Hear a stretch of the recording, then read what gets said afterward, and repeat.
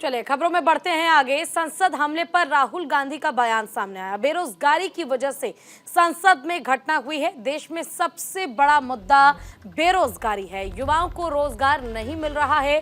संसद में सुरक्षा चूक की घटना पर कांग्रेस सांसद राहुल गांधी ने अपनी प्रतिक्रिया दी है। ऐसा क्यों हुआ? देश में मुख्य मुद्दा बेरोजगारी है। प्रधानमंत्री मोदी की नीतियों के कारण देश के युवाओं को रोजगार नहीं मिल पा रहा है और इसके पीछे कारण बेरोजगारी और महंगाई है, जिस कारण सदन में इस तरह की घटना को अंजाम दिया गया।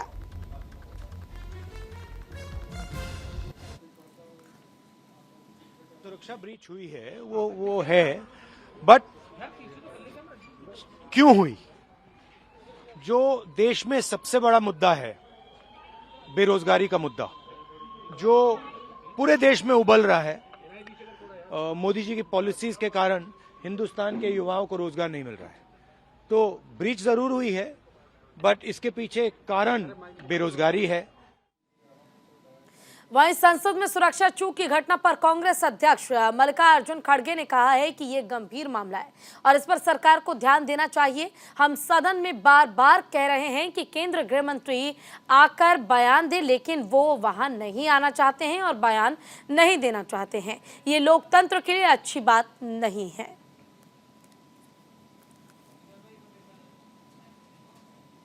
सिक्योरिटी जो ब्रीच हो गई है, ये गंभीर मामला है और इस पे सरकार ध्यान देना चाहिए।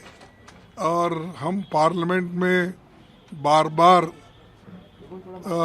ये कह रहे हैं कि होम मिनिस्टर आकर स्टेटमेंट दे, लेकिन होम मिनिस्टर वहाँ आना नहीं चाहते और स्टेटमेंट देना नहीं चाहते। क्यों हुआ, कैसा हुआ, क्या कारण है, इसके बारे में कोई बताना भी नहीं चाहते हैं। 5 मिनट का स्टेटमेंट हाउस में आकर देकर क्लैरिफाई करके हाउस चलाने के लिए वो तैयार नहीं है। ये अच्छी बात नहीं है डेमोक्रेसी के लिए। और खैर, जो लोग डेमोक्रेसी को मानते ही नहीं, तो उनके सामने बोलने में कोई अर्थ भी नहीं। राजस्थान में नई सरकार का गठन हो गया है और मुख्यमंत्री भजन लाल के साथ ही दिया कुमारी और प्रेमचंद बैरवा ने डिप्टी सीएम पद की शपथ ली। वहीं मंत्रियों के नामों पर हाई लेवल का मंथन किया जा रहा है। कहा जा रहा है कि मुख्यमंत्री की तरह मंत्रियों के नाम भी बीजेपी हाईकमान तय करेगी। दिल्ली से मोहर लगने के बाद मंत्रिमंडल का गठन होगा और फिर राजभवन में शपथ दिलाई जाएगी।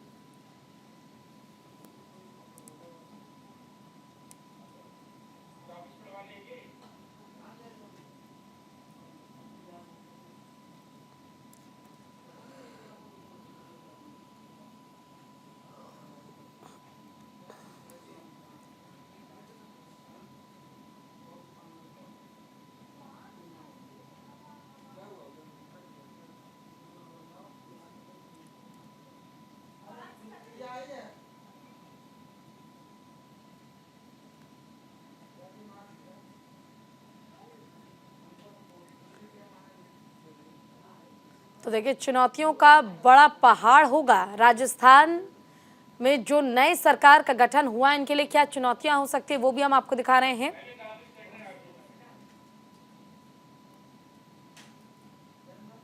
पिछली सरकार की लोक लुभावन योजनाओं का आखिर क्या होगा? ये एक बहुत बड़ा सवाल है कि पिछली सरकार में जो लाभ दिया गया था उसे कैसे बीजेपी के सामने कमजोर किया जाए। कर्ज में डूबा है राज्य। नए मुख्यमंत्री के सामने खड़ा है चुनौतियों का बड़ा पहाड़। कमजोर वित्तीय प्रबंधन से जूझ रहे राजस्थान में आखिर गारंटियां पूरी कैसे होंगी, सबसे बड़ा सवाल। पिछली सरकार की लोक लुभावन योजनाओं का आखिर क्या होगा?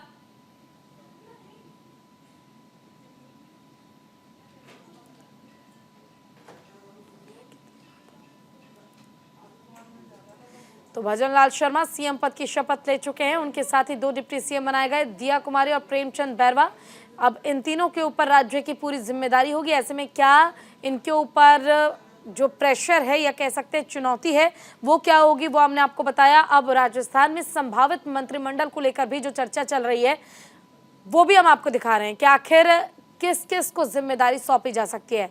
सवाई माधोपुर से विधायक किरोड़ी लाल मीणा, इन्हें जिम्मेदारी सौंपी जा सकती है राजस्थान में।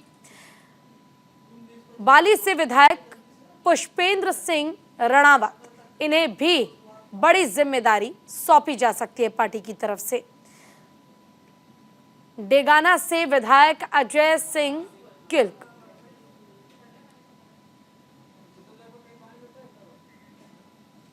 छत्तीसगढ़ में मुख्यमंत्री विष्णुदेव साय की सरकार के मंत्रिमंडल का विस्तार विधानसभा शीतकालीन सत्र से पहले हो सकता है। मिली जानकारी के अनुसार 17 दिसंबर यानी कि कल सीएम साय दिल्ली में हाईकमान से मंत्रिमंडल को लेकर चर्चा कर सकते हैं और मुलाकात के बाद कैबिनेट का गठन हो सकता है। बता दें कि राज्य में मुख्यमंत्री समेत 13 नेता कैबिनेट में शामिल हो सकते हैं और अब तक मुख्यमंत्री और 2 उप मुख्यमंत्री नियुक्त हो चुके हैं। बाकी 10 को मंत्री बनाना है, मगर दावेदार 15 से ज्यादा है। दरअसल छत्तीसगढ़ में नवगठित बीजेपी में पहला विधानसभा सत्र 19 से 21 दिसंबर तक आयोजित होगा, लेकिन उससे पहले ही मंत्रिमंडल का शपथ ग्रहण हो सकता है। इसके साथ ही जो विष्णुदेव साय हैं, उन्होंने कहा है कि आज बीजेपी विश्व की सबसे बड़ी राजनीतिक पार्टी है और ये पार्टी विचारधाराओं की पार्टी है। इसमें नीति नियम होते हैं और कार्यकर्ताओं का सम्मान भी होता है। अगर कार्यकर्ता निष्ठा ईमानदारी के साथ परिश्रम करते हैं तो इसका फल जरूर मिलता है।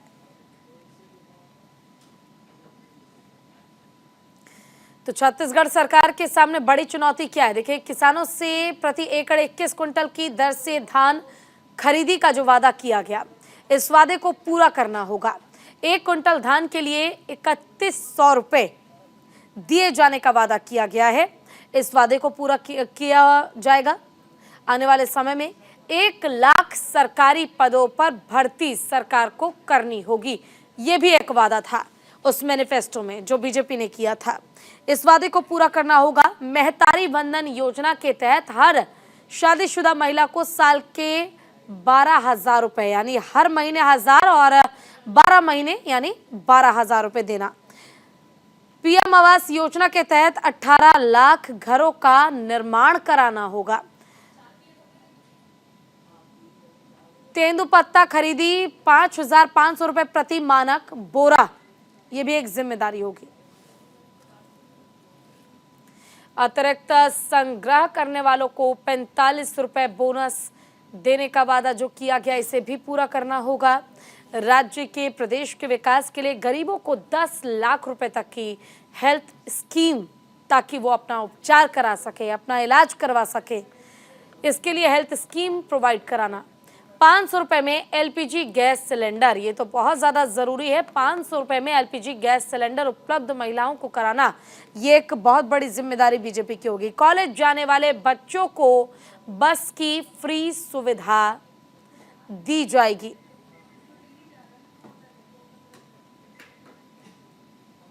भारत के दौरे पर ओमान के सुल्तान हैतम बिन तारिक से पीएम मोदी ने मुलाकात की है और हैदराबाद हाउस में पीएम और सुल्तान की मुलाकात हुई।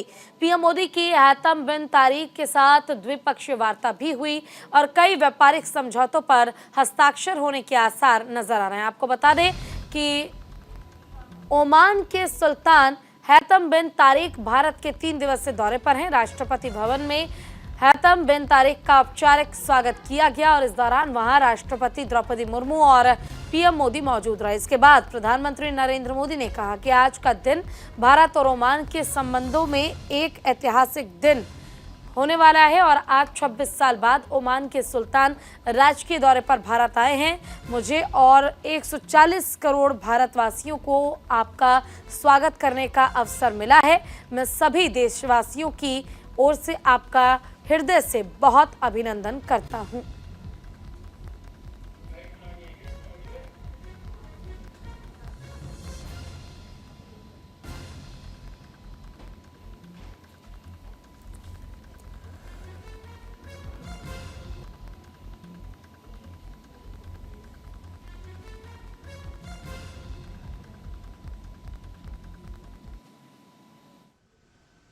दोनों देशों के डेलीगेट्स, आप सभी का भारत में स्वागत करते हुए मुझे हार्दिक खुशी हो रही है। आज का दिन भारत और ओमान के संबंधों में एक ऐतिहासिक दिन है। आज 26 साल के बाद ओमान के सुल्तान स्टेट विजिट पर भारत आए हैं और मुझे और 140 करोड़ भारतवासियों को आपके स्वागत करने का अवसर मिला है।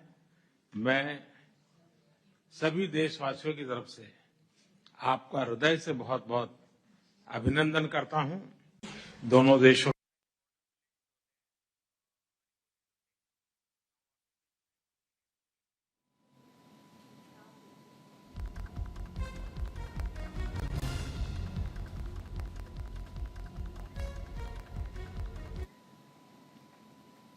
वहीं विजय दिवस के मौके पर शहीदों को श्रद्धांजलि, पीएम मोदी ने शहीद जवानों को श्रद्धांजलि दी। राजनाथ सिंह पहुंचे राष्ट्रीय युद्ध स्मारक। रक्षा मंत्री राजनाथ सिंह ने शहीदों को श्रद्धांजलि अर्पित की। तो पीएम मोदी ने ट्वीट कर लिखा, विजय दिवस पर हम उन सभी बहादुर नायकों को हार्दिक श्रद्धांजलि अर्पित करते हैं जिन्होंने 1971 में निर्णायक जीत सुनिश्चित करते हुए कर्तव्य निष्ठा से भारत की सेवा की। उनकी वीरता और समर्पण राष्ट्र के लिए अत्यंत गौरव का स्रोत है। उनका बलिदान और अटूट भावना हमेशा लोगों के दिलों और हमारे देश के इतिहास में अंकित रहेगी। भारत उनके साहस को सलाम करता है और उनकी अदम्य भावना को याद करता है। वहीं रक्षा मंत्री ने भी श्रद्धांजलि अर्पित की। वहीं रक्षा राज्य मंत्री अजय भट्ट ने भी विजय दिवस के अवसर पर राष्ट्रीय युद्ध स्मारक पर श्रद्धांजलि अर्पित की।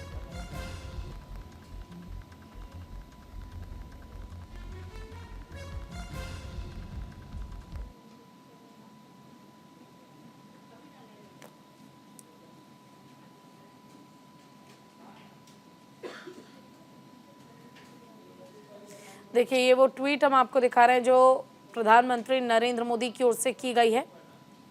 पीएम मोदी ने इसमें कहा है कि उन सभी शहीदों को मेरी तरफ से श्रद्धांजलि, और जो उन्होंने साहस का काम किया था वो हमेशा याद रखा जाएगा।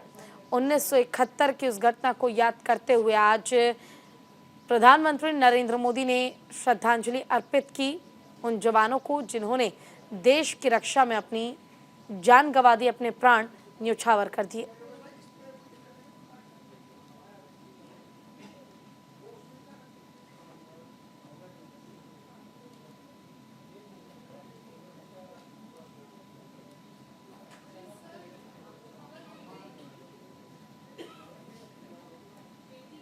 भोपाल के शौर्य स्मारक पहुंचे सीएम मोहन यादव। सीएम मोहन यादव ने शहीदों को नमन किया है। विकसित भारत संकल्प यात्रा को लेकर सीएम ने कहा, पीएम चाहते हैं कि हम और अच्छा काम करें, बीजेपी की योजनाओं का लाभ सबको मिल सके।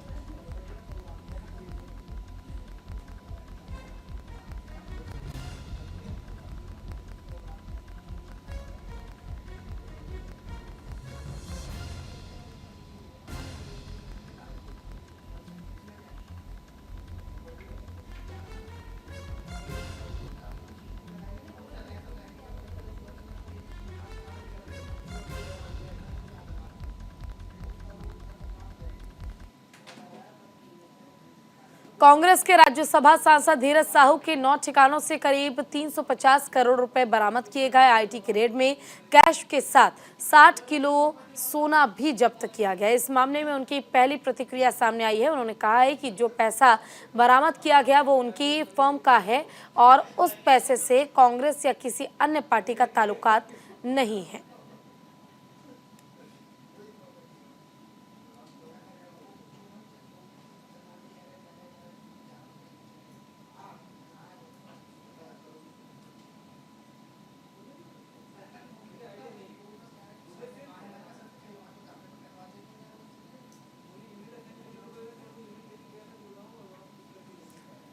तो देखिए, ये तस्वीर हम आपको दिखा रहे हैं कैश कांड की। धीरज साहू के अलग अलग ठिकानों से 350 करोड़ रुपए बरामद किए गए थे, जिसके बाद खुद धीरज साहू ने यह बयान दिया है कि इससे कांग्रेस का कोई लेना देना नहीं है। देखिए, साहू की काली कमाई का आखिर क्या राज है वो हम आपको दिखा रहे हैं ग्राफिक्स के जरिए। साहू ने खानदानी आवास को व्हाइट हाउस नाम दे रखा है, जो उनका खानदानी आवास है। बाघ, चीता और शेर का भी शौकीन हैं धीरज साहू, यानी कि शौक रखते हैं बाघ, चीता और शेर का। कांग्रेस के राज्यसभा सांसद धीरज साहू को महंगी गाड़ियों का भी काफी शौक है। झारखंड के लोहरदग्गा में धीरज साहू का आलीशान मकान भी है। धीरज साहू का घर का रंग सैकड़ों सालों से सफेद रहा है, यानी कि बिल्कुल वाइट, क्योंकि व्हाइट हाउस का उन्हें शौक है। इस आलीशान मकान जहां इंदिरा गांधी भी कई बार ठहर चुकी है।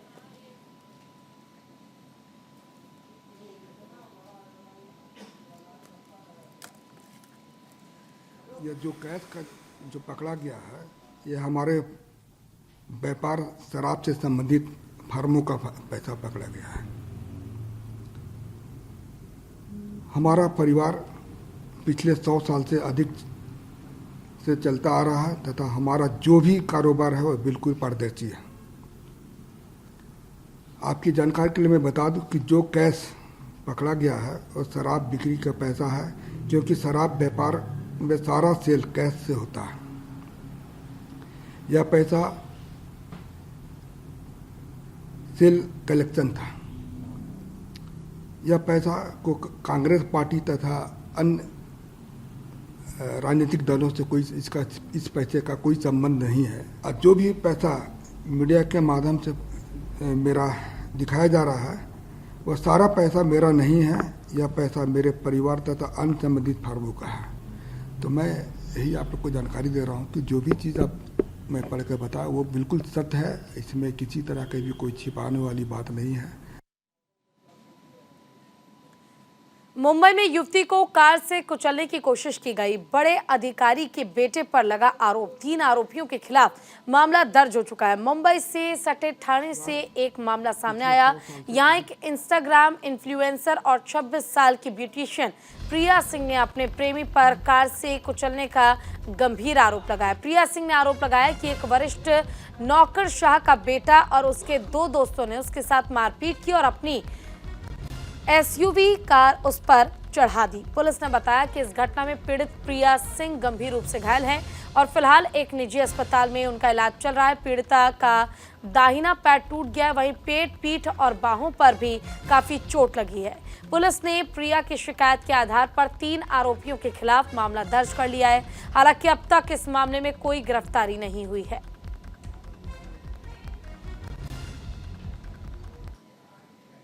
4 बजे घोड़बंदर रोड पे होटल कोर्टयार्ड के सामने सर्विस रोड पे पीड़ित और संशयित आरोपी विश्वजीत गायकवाड़, रोमिल पाटिल और सागर शेड़के, उनके बीच में कोई वाद विवाद हुआ, झगड़ा हुआ। उसके बाद पीड़ित हॉस्पिटल में एडमिट हो गई और हॉस्पिटल में एडमिट होने के बाद पुलिस ने उनका सविस्तर स्टेटमेंट जवाब नोंद किया है और वो जवाब के अनुसार आगे का गुना दाखिल करने का प्रोसेस हो गया। 4 बजे वहीं महाराष्ट्र के मुख्यमंत्री एकनाथ शिंदे और सामाजिक कार्यकर्ता अन्ना हजारे का एक वीडियो सामने आया है, जिसमें एकनाथ शिंदे और अन्ना हजारे एक दूसरे से मोबाइल फोन पर बातचीत करते दिखाई दे रहे हैं। बता दें कि महाराष्ट्र विधानसभा से लोकायुक्त विधेयक दृश्य पारित कराने को लेकर बातचीत का ये दौर जारी रहा।